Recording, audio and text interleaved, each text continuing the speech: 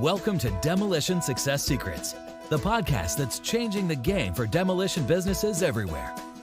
Ever wondered how a wrecking ball wielding industry can leverage digital marketing to dominate their market? Well, we've got the blueprints, strategies, expert guests, and more to show you how. Stay tuned, because we're about to blast through the barriers of your business. Alrighty, guys, welcome to another awesome episode of Demolition Success Secrets. We have a powerhouse today. We have Mark from Demolition News, a million different other angles and ways you guys probably know him. We are super pumped. I could be right, I could be wrong, but in my mind, and I'm pretty darn sure about this, you guys are the most populous demolition podcast in the world. You're certainly the go-to place for demolition news and industry insights. So Mark, welcome to the podcast. Hey, thanks for having me. I'm stoked to be here. Yeah, I mean, I can't blow my own trumpet, but it's nice of you to say all of those very nice things. I think we have an advantage in that we've been doing it for a long time. Demolition News is 17 years old. We were very quick to embrace audio with podcasting. We were very early embracing video, so we've got a big presence on YouTube. And we were very early with things like Instagram, so we've got a big presence. It's been a hell of a ride, but quite pleased with where we are now. Yeah, it's amazing. You have a cool thing. You're in a niche world, we're in a niche world, but it's so fun. It's kind of like when you're younger and a kid, you want to destroy stuff, break stuff down. Now, you and I are not excavators. I'll be the first to say that. I've been in the trenches. I've been on the job sites, the work sites, things like that. I assume you've had some playtime too on site in the equipment, maybe? I certainly have, yeah. I mean, early days when I first started as a journalist, I wrote about several different things, boats, hotels, restaurants, and that kind of thing. But found myself in a construction magazine, and I was actually sent on a training course to learn how to drive an excavator. Unfortunately, that is 33 years ago. I wouldn't say I'm particularly proficient these days, but yeah, I've driven a lot of machines. To be honest, I prefer not to, and partly because I'm not very good at it, but also because as a journalist, I can't get in a Caterpillar machine and decide that's better than a Komatsu or better than a Volvo, because how can you tell in 10 minutes? There are people out on site that are doing this all day, every day. They probably laugh at my opinion because they know it for real. But no, I've spent some time in machines and thoroughly enjoy it, particularly when I've got a lot of open space. We were up with Volvo up in Sweden about 3 months ago. They were launching a bunch of new machines, and they literally just open up their entire headquarters and say, here's pretty much everything we make, go and have some fun. So you go and jump in a 100-ton dump truck and take it for a spin. That's a good day out. It really is. That's awesome. Yeah, I think it's cool. It's really fun. So albeit, guys, big mystery unveiled, you know, Mark and I day in, day out are not on job sites. We are not with calluses all over our hands like some of you guys are. However, the really cool thing is we get your world. We understand it. Mark, by far, I will tip my hat to, has been doing it for decades now. My company and background, and we've been doing it since 2019, which is a few years. We're really good at what we do, but Mark is a consummate professional. So Mark, how did you get here? Because I know some about your journalism background. How did Mark become who he is now? Why are you here? Out of all of the niches and ways that you could be involved, where did all this come from? You kind of hinted at it, to be honest, because you said we're not in the industry, but we kind of have that affinity for it. And that was me. As I say, I wrote about office equipment for a little while. I wrote about hotels and restaurants. I wrote about boats and shipping. I joined a construction magazine, which I'm thoroughly enjoying. But the first time I ever went onto a demolition site, it kind of felt like I'd come home. The people were my kind of people. I always joke about the fact that they're the only people I've ever met that curse and swear as much as I do. But that made me feel completely at home. Literally, I walked on my first demolition site, and the guy that greeted me said, "Hey Mark, would you like a cup of tea?" And I said, "Yeah." And he said, "Okay, well, the kettle's over in the corner. I take 2 sugars." There was no airs and graces. It was just like, you're part of the gang now. And it's always been the same. And I have to admit, I spend a lot of time operating at director level where you're speaking to owners and company principals, but the people that I enjoy spending the most time with is the operators, the guys out in the trenches. They're the ones with the battle scars and the stories to tell. They're just my kind of people. You know, they're working class. I'm working class. They've got dirt under their fingernails. I don't have that so much. You said about calluses on your hands. I have calluses on my fingertips from 35 years of typing. I went into a demolition site and really never looked back.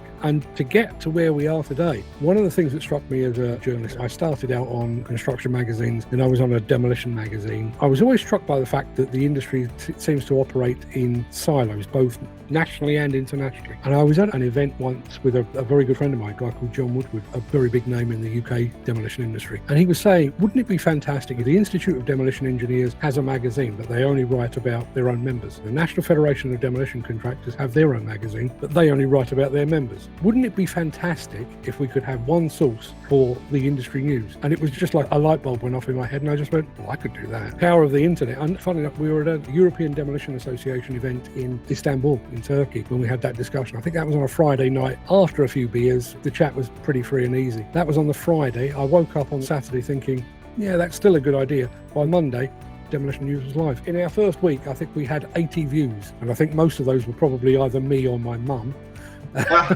80 became 85, became 800, became 8,000, and so it went on. And as we've progressed, as I say, we've kind of picked up these other bits as we've gone along.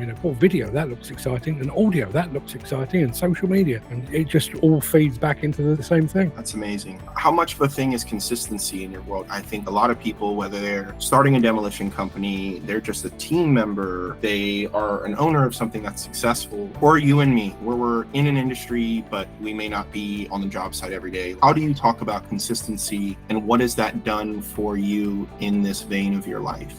I know it's got to be a center point. I'm the wrong person to ask, because when it comes to consistency, I'm a certified lunatic. My son works very closely with me, and he is obviously half my age. When we decided we were going to go hard for a big profile on Instagram, we were posting 3 times a day, 365 days a year, for 4 solid years. We did not miss a single day. Wow. Basically, it was spawned by COVID and the lockdown that came with it. I was making my own decisions. I chose to do a live stream, and I could have done it once a week. I could have done it twice a week. But rather stupidly, I said I would do it every single day. And I've been doing it every single day for 4.5 years now. And aside from a little bit of sickness and a few holidays here and there, I do not miss. In 4 years, we've clocked up nearly 900 shows, and we've done evening shows as well. So we're well over 1,000 shows in 4 years, an average of 250 a year. So consistency is not my middle name, but it probably should be. It's so impactful. I think even with me, to be honest, you'll be in the demolition groups, at least maybe it's the stateside ones, and you'll be putting stuff out there, and it's kind of like, man, I really spent a lot of time and effort, and I put my heart and soul into this. I know on your podcast, that was a big thing. Like, we care. When we talk to our potential clients or our current clients, I really go crazy with it. I guess my girlfriend's probably like, man, why don't you go that deep to communicate with me? You're communicating with these people who pay you. But for me, you're not giving every little last detail and that kind of thing, which is a whole nother world. But yeah, I do look at that where it's interesting, because sometimes there's people who are maybe negative minded in all spaces, but sometimes people, the stuff they'll say, and you're just like, man, I'm here to try to give value. And some of these people, Mark, this is really cool. I'm working with a new team on ours who's helping us further develop our YouTube more so than I and one of my team members can. We're really kind of building that out. And in the last few days, we've gotten an extra 100 subscribers. Prior to, we had just crossed 200 subscribers. Now, if I look, let's see, it's now so fun, and probably same for you. Yeah, we're at 310 subscribers. Before this week started, we were just crossing the 200 threshold. So it is cool to see that. How long did it take for you to start to feel the love, I guess we'll say? Because I'm sure maybe your mates, your peers were like, what are you doing, man? You're a journalist. Talk about politics or economics. Where did you start to feel the love? Where did you start to feel the click? As Demolition News, we've been on YouTube for 16 years now. To begin with, I was shooting stuff on a very old phone, so all the footage looked like I'd shot it on a potato. It was very, very poor quality. The audio was poor, but it got better and it got better. The real clincher for me was 2 parts. The first part was when we decided to do a daily live stream, and the second part was when we started to embrace YouTube Shorts. There was a time, maybe 6-8 months ago, where we were picking up 1,000 subscribers a day. Wow, that's amazing. Every single day. In any business, I think, it's kind of a war of attrition. You have to get out there and do it every single day. A demolition contractor is never going to be a great demolition contractor if he does it once a week or once a month. I'm exactly the same. I'll tell you the story very, very quickly. When I went to the ConExpo exhibition in Las Vegas in March 2020, I left the UK with an advertising team and a publishing team behind me. I had my own magazine called the Demolition Magazine, which ran alongside Demolition News. We arrived in the States knowing that COVID was about, but didn't really take it too seriously. I think it was probably the middle day of the show. I was in a taxi driving down the strip, and it came on the radio that the NBA season had been cancelled because of COVID. Yes, okay. And things got very real very, very quickly. So the following day, they were wiping down handles on doors. Everybody was keeping their distance. The show was curtailed by a day, so I ended up coming back to the UK. And when I got back, I discovered that our publishing team had all gone on to furlough. They weren't working. Our printer closed and never reopened. I was left with basically a notepad, a video camera, and various other things, absolutely full of information, and I didn't think I had any way to share it. I'd been fortunate. Literally about a week before I'd gone to the States, I'd been a guest on a podcast, not dissimilar to this one. And I'd quite enjoyed it. We'd done it as a live stream. So when I got back, I phoned the guy up and I said, what was the system that we used? How does that work? And he said, it's a system called StreamYard. It's free. So I literally thought, I can do that. So I phoned a very good friend of mine and said, I'm going to do a live stream on Monday morning. Will you be a guest? And he said, well, I don't know how, but yes. We did one and it was awful. And then we did another one, which was slightly better. And we gradually knocked the rough edges off. I did about a year of daily shows, but they were very, very bad. The camera wasn't good. The audio wasn't good. The lighting wasn't good. Well, I happened across a guy on YouTube, a guy based over in America, and I've actually spoken to him. He's about as dissimilar to me as it's possible to be. He's black, I'm white. He's religious, I'm not. He's young, I'm not. We had nothing in common, but he really knew how to live stream. And I watched and I learned and I taught myself. And after a year of playing around with it, I decided now is the time to go all in. And we went all in, and as a result of doing a daily live show, you end up with lots of information you could clip into shorts and that kind of thing. And our YouTube channel, which had been doing that, suddenly did that.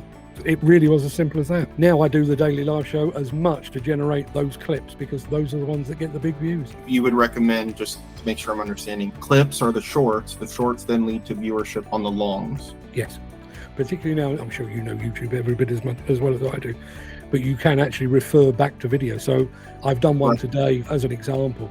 Most of what I do is, 99.9% of what I do is factual. But today, just because I felt like it, I decided to do a fictional piece on the show, trying to imagine a world in which man and woman are no longer on demolition and construction sites. A time when we've gone fully autonomous and that kind of thing. I did that, and it's about a 5-minute video, I guess. But I've got out of that probably 6 different little clips, nice. Just little snippets and everything else. And I'll release those over the next 2-3 weeks, but they will all relate back. You can do related videos in shorts now. They'll all relate back to the main video. So not only am I getting views on the clips, I'm potentially getting more views on the original video as well. So the whole thing kind of goes full circle. It kind of feeds itself. Right. Yeah, that was exactly the verbiage I was going to say. It feeds itself. All right. So all of this, I hear 2 themes. Desperation isn't the best word, but for the sake of argument, there was some sort of desperation or essential necessity when the COVID stuff came around. I probably shouldn't have said that word. I should have probably called it the C word or something. But then our audience might be like, well, which C word are you talking about?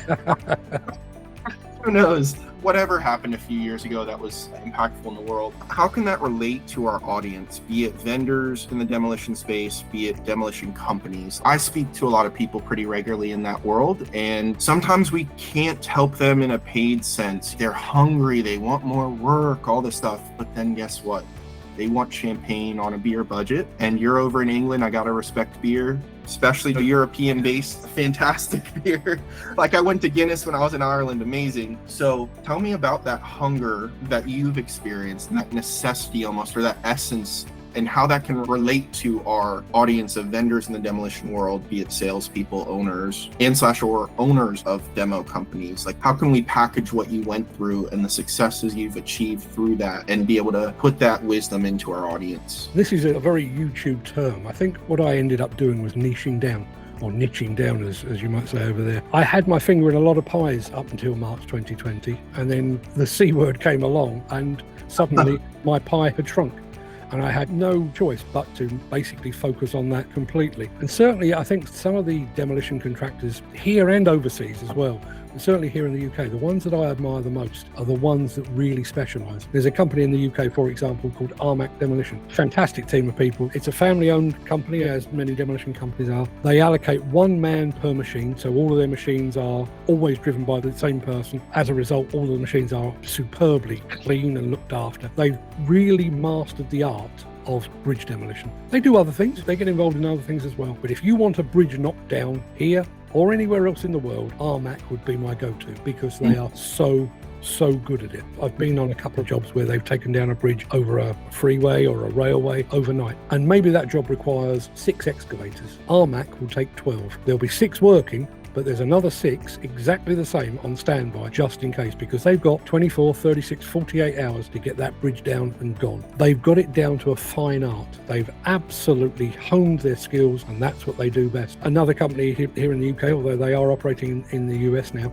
SafeDem are among the very best explosive engineers in the entire world. They do other demolition, but if it comes to explosive engineering, I'd hand the job to them or CDI over in your part of the world without batting an eyelid, because they are superb. supremely good at what they do. Ultimately, if you're running a demolition company, you need to put food on your table, on the table of the people that you employ and their families and everything else. And I think there is always that temptation to chase the next buck. Right. I can do that. It's not really in my geographic region, but I can do that. It's not really the thing that we do best, but I can do that. Whereas I think the ones that really do stand out, Despe in Italy, Cardem in France, CDI in the States, Armac here in the UK. Yes, we can do all of those things, but what we're really good at is this. You'll pay a premium for it, which is how they put food on the table.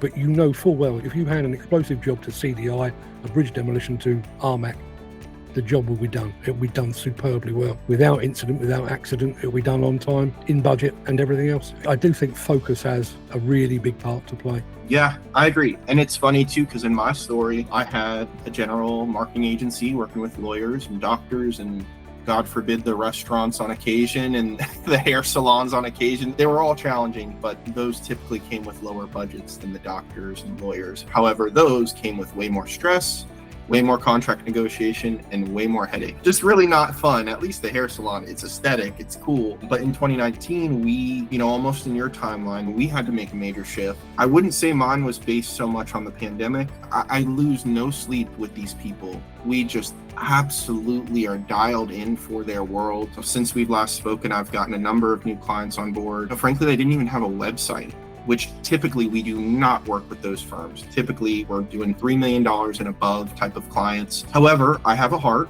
and if they're hungry and they have the right mindset that they want to win long term, we can take that kind of stuff on. And literally during our call, one of our clients who we just got on Wednesday of last week had no website. We built him a website. We have gotten him 3 bona fide leads that he's had conversations with on the phone, has booked appointments. His annual revenue is around $500,000. But I have no doubt that a client like that, we're going to boost him up as long as he can ensure, which I maintain heavily with my clients, similar to what you're talking about. We can take it, we could take it, we could take it. No, you can't. I'm going to give you plenty of stuff that you could say, take. But we really have to groom, especially those newer businesses, lower revenue types. Hey, please cherry pick.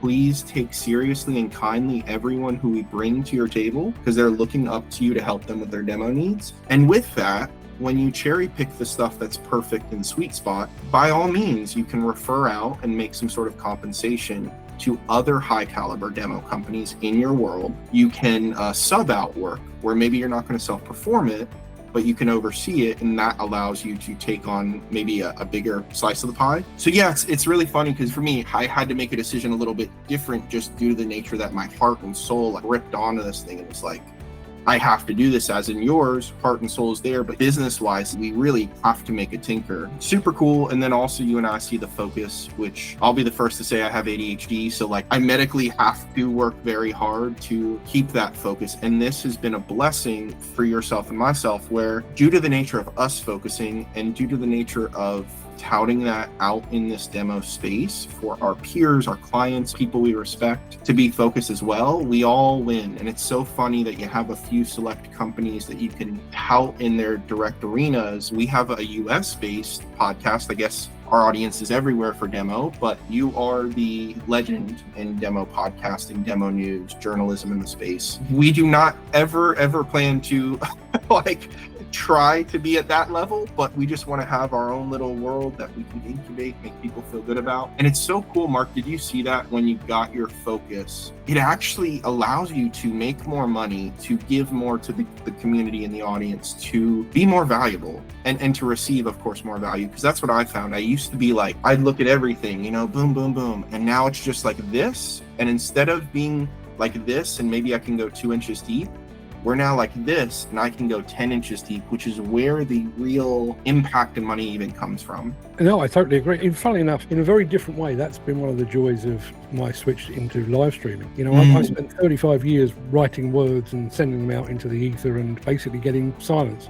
Just crickets in return. Because unless you spelled somebody's name wrong, nobody ever got in touch. The idea of letters to the editor doesn't really happen. It happens in the movies, but not in real life. Whereas with a live stream, I do a live stream 5 and sometimes 6 days a week, and I'm getting instant feedback. And that point that you were making about value, never really thought about that. When I was a magazine journalist, my entire remit was to write some words and put those words on a page. Didn't really worry, mainly because we didn't hear much from the audience, but Didn't really worry too much what the audience thought, didn't worry too much about whether I was right or wrong in my opinions, because I just threw them out there and waited for the silence. Not now. We've now got a community. I mentioned this to you before. If I'm a minute late for my live stream, I'm getting phone calls. Where are you? I'm attending a family funeral on Monday. I've had to give them a week's notice because the audience will expect me to be there, and they will be genuinely disappointed when I'm not. And I think that it's delivering value. Our audience started when we first started live streaming, zero viewers, which became 1, became 10, became thousands. Nobody would keep coming back to that unless you were delivering value.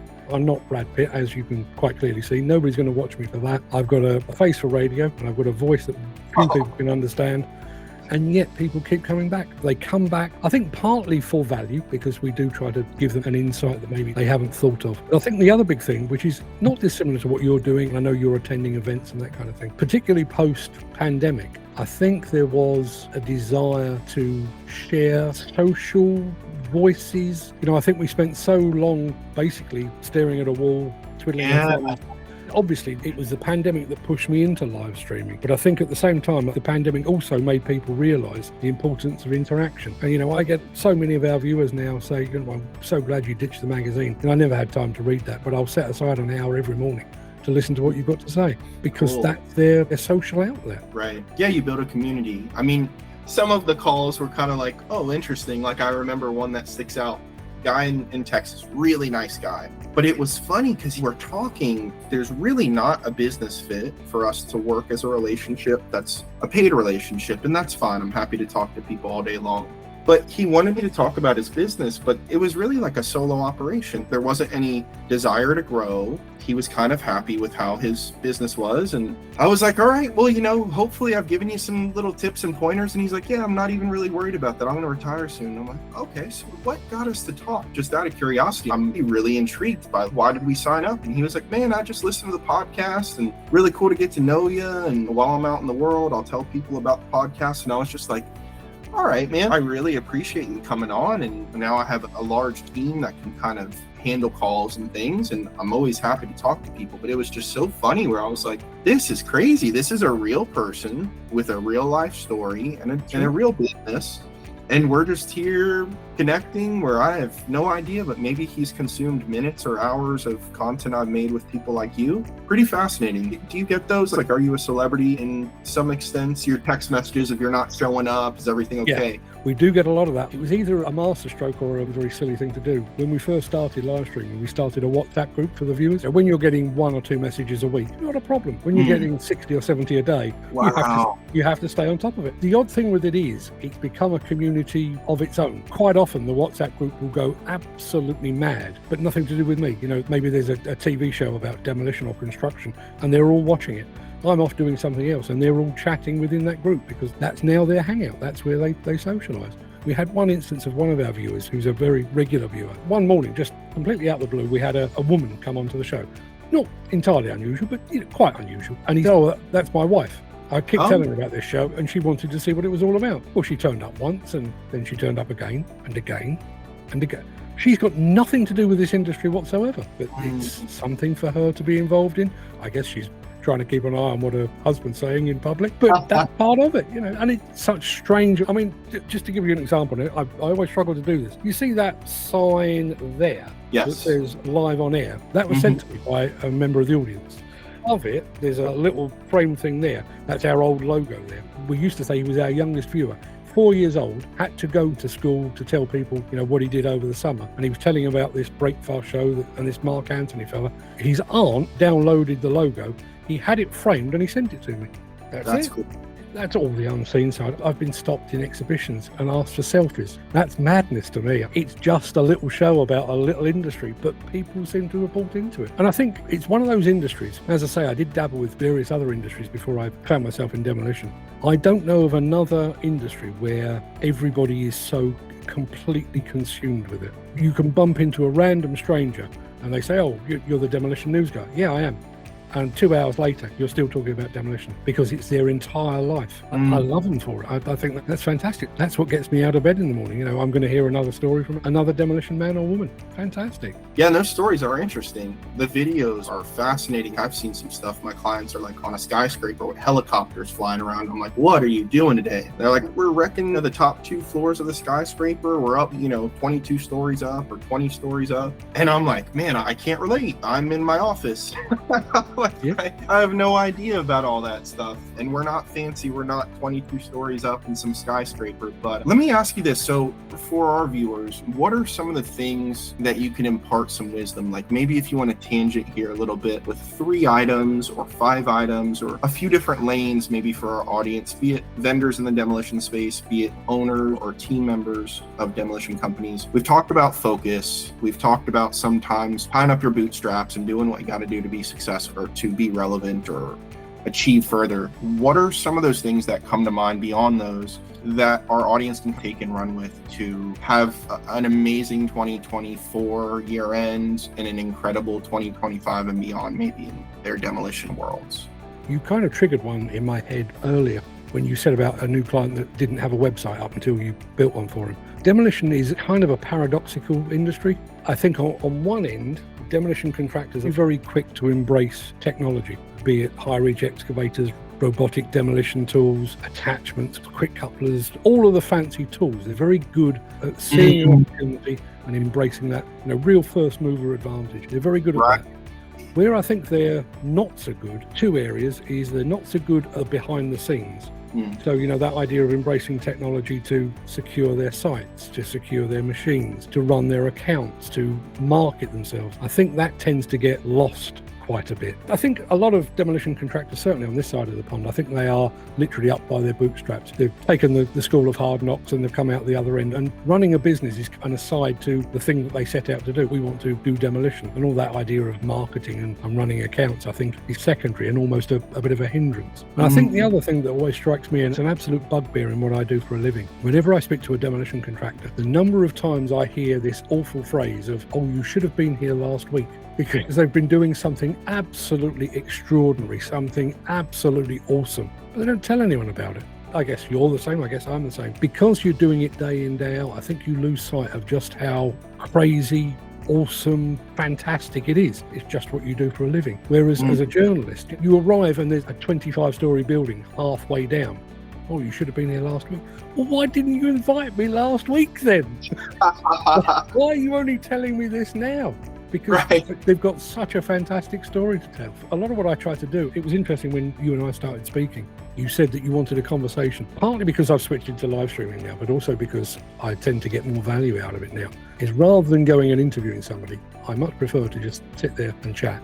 Just talk and see where it leads us. And some of the things that are revealed about their hopes and aspirations, their families, how they got to where they are, way more interesting than the new Caterpillar excavator they bought. Don't get me wrong, I love me a Caterpillar excavator, but their backstory is way more interesting than that. I was on a job recently in Italy with an Italian contractor called Defying. Absolutely fantastic company. And they'd taken me to see this 300-ton demolition excavator taking down a football stadium. That's European football, by the way. I love demolition. I love football. It was a great opportunity. But on the same site, they had a couple of cement trucks they converted for dust suppression. They weren't filled with cement, they were filled with water, and they were putting the water where it needed to be. I said, there's a thing, 35 years in the business, and I've never seen that before. And they said, it came from one of our operators. When you're keeping the dust down, you're working with an attachment on an excavator, you normally put like a mist of water on top of that. The problem with that mist, it keeps the dust down, but the operator can't actually see the attachment. So we've converted these things and it sprays the water behind the attachment. It still keeps the dust down, but now the operator can see precisely where he needs to be. I would never have thought of that. It's a masterstroke, it's a tiny thing, but that would never have come out unless you'd taken the time to sit down and in this instance, chat over 15 espressos. It was just something that came completely out of left field. And oddly enough, we produced a film on that project. I came back, we did a premiere of it on YouTube, and virtually everybody in demolition picked up on exactly the same thing. Why have they got cement trucks? I see. Oh, that's clever. It was purely coincidental that we managed to get that. I was lucky enough to be in Japan back in on a fact-finding mission for demolition, and exactly the same there. The number of demolition companies there that have got these mini tracked cranes and they've mounted dust suppression units on top of those. And at the time, I thought, well, I've never seen that before. Came back, told a few people about it. I have no influence over that.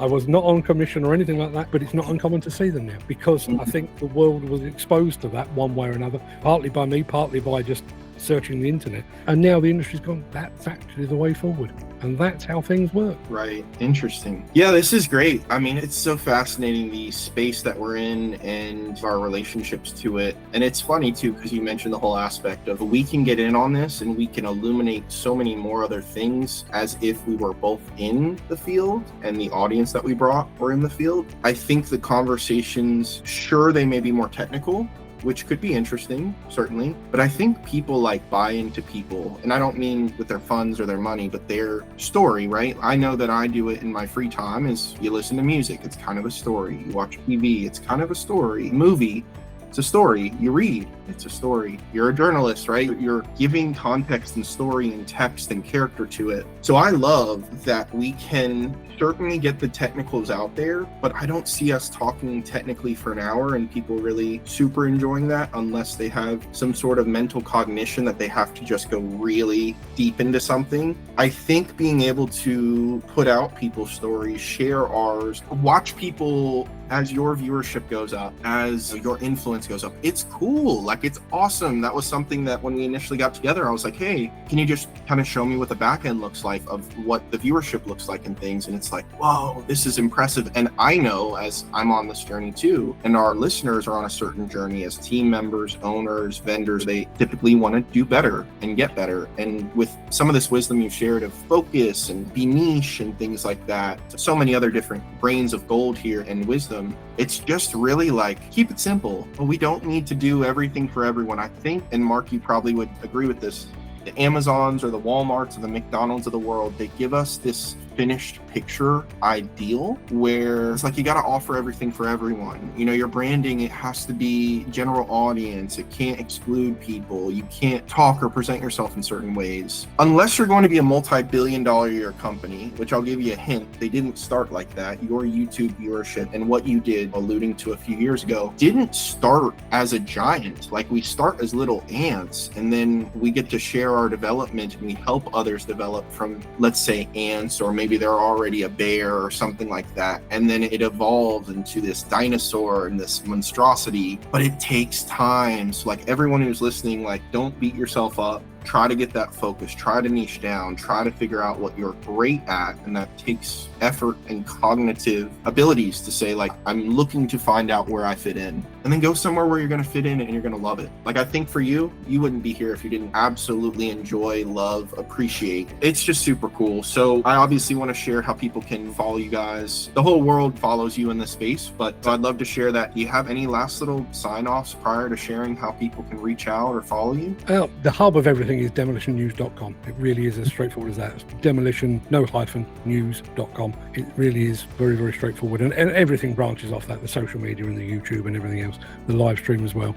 When the live stream goes out at a time that's very inconvenient to anyone stateside, but you can watch it on catch up on Facebook and YouTube and various other places as well. You just triggered something in my head then when you were saying about focus. And I think it's one of the things that podcasts, mine, yours, and others have the ability to do is, although I'm expecting or encouraging people to be more focused in their business, I think being less focused and more broad in your understanding has value. I spent a lot of time recently with a guy who works for Bobcat, the skid steer loader manufacturer, and he is their head of innovation or something like that. And he spends a lot of his time basically looking at other industries to see what he can borrow, and not necessarily allied industries. The obvious analogy to draw, because he's in the equipment sphere, is probably the automotive sector. What are the car manufacturers doing? He's looking at what's happening in the pharmaceutical space and what's happening in the crypto space. And I think there is this danger, I think, if you're in a very niche business like demolition or construction, there is a temptation to just put yourself in an echo chamber, just to listen to the same old opinions,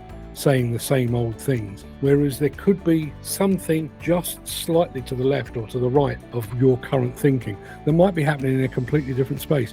And I know one of your recent podcasts, because I listened to it, was a guy who, you said he was one of your business mentors, not a demolition man at all. He'd been to see one, but he'd never done demolition. But the level of insight and the way that he thought about the business world, that's valuable. And I think one of the issues that the industry has had, I mentioned about the idea of the industry being in silos. I used to go to lots of events, the European Demolition Association, Institute of Demolition Engineers, the NDA over your part of the world, NFDC here. I think what people tell each other at those is what they want people to hear, not necessarily the truth. Booming, couldn't be better, couldn't do any more work if we tried. Cut. I mean, the truth might not be like that. And I think the conversational style that you've got for your podcast, I think you get more of the real. People aren't turning up in their best suit and their shirt and their tie and their Gucci loafers. They're turning up in their t-shirts and they're telling you how it is. I think there's a lot to be said for that. I think the more you expose yourself to that kind of thing, I mean, I listen to podcasts about absolutely random things because there might just be that little nugget of information there that you think, I can apply that here. As an example, the guy I was saying about the Bobcat, he's a real advocate for all things AI. They're starting to build AI into some of their machines, but he is now using ChatGPT 4 as a sounding board. So he basically fires up his phone and he says, I've got an idea about this. And he and the AI have a conversation, two-way conversation. And I heard that. I interviewed him and I said, what are you using it for at the moment? He said, I'm using it to train my dog. You're using AI to train your dog. We came up with recommendations. He said, I've also used it to come up with fitness and nutrition recommendations for my body type and everything else. I came away from that conversation. I thought, he's given me an idea. I've now done 5 episodes of a podcast with me talking to my phone and my phone talking back. It's me in conversation with AI. Wow. It's the most bizarre thing. It makes no sense whatsoever. And yet it works. And people seem to like it, bizarrely. Interesting. If anybody had asked me 2 years ago, will you ever interview your phone? I'd have said, probably not. But now, it turns out, yeah, that's a thing. That is funny. Yeah, I had one recently. I think it's called Vapi, V-A-P-I, and it's an AI. And I got my dad to talk to it. My dad is really big into real estate in a particular area of Florida called the Villages, which is a retirement, massive, the world's biggest retirement kind of epicenter for older folks to live. And it is an amazing place. It's kind of like Disney or college for older adults. So he's there and I want my dad to talk to this thing and just talk whatever. He immediately goes into business and he's trying to think challenging, detailed questions if this will give him the right answers. And he's kind of debating with it. And it was just so funny because out of all the things my dad could have asked, what's the meaning of life? All these other types of questions, he's there just straight business. And maybe that's the anomalies of you and I, or just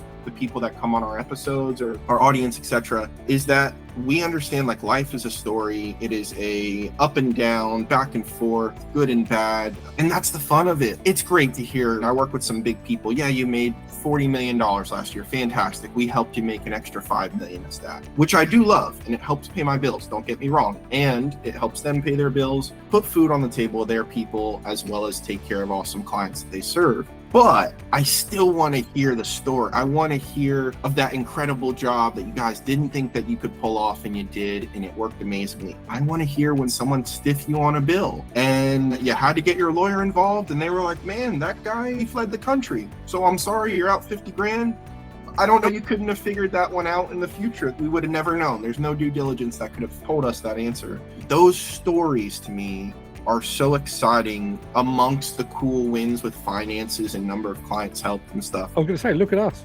2 weeks ago, I didn't know you existed, but you've been on my show, I've been on your show. I think we've both got a pretty good understanding of each other, and we've never met. We will do fairly soon, but we've never met. That's the power of these things. And by having your podcast out there, even if there's one demolition contractor out there goes, that sounds like the kind of guy who could help me, then your podcast is worthwhile, isn't it? Right. Yeah, and guys, just a heads up, that's some fun. Mark and I are making a commitment where I will be in his region because I'll be going to World Demolition Summit, which is awesome. That's over in Stockholm. That is November 6th through 7th. So I'll be there. I'll be as best possible representing Mark as well there to some extent. We'll save that story for maybe another time, a part 2 episode. But yeah, guys, hopefully being able to get together and make some awesome content that we'll share with you guys. Maybe we'll do some on the street type of stuff, a little bit different, maybe a little more formal or a little less formal. I don't know what our normal stuff is. It's kind of not formal, but yet we're in an office. So that will be super exciting.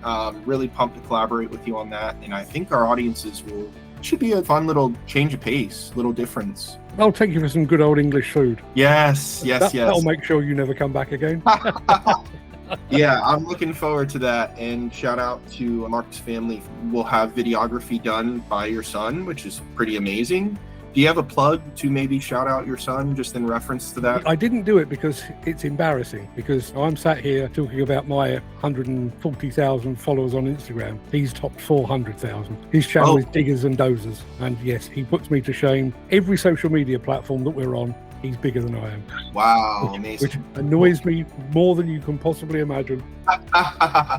That's awesome. Well, I mean, that speaks a lot to you and him, and I know you guys kind of work on things together. So guys, that's really cool, something to look forward to. Anyone who will be at World Demolition Summit, I know Mark will not be, that's another story, but I will be there and try to represent him if and when anyone asks. I will obviously represent myself. I'll be in my own embodiment, but if anyone from viewership of this asks, Mark is there in spirit. So yeah, Mark, do you have anything left to cap us off with? And then otherwise we'll say our goodbyes. Only thing to cap it off, I think, is keep up the good work.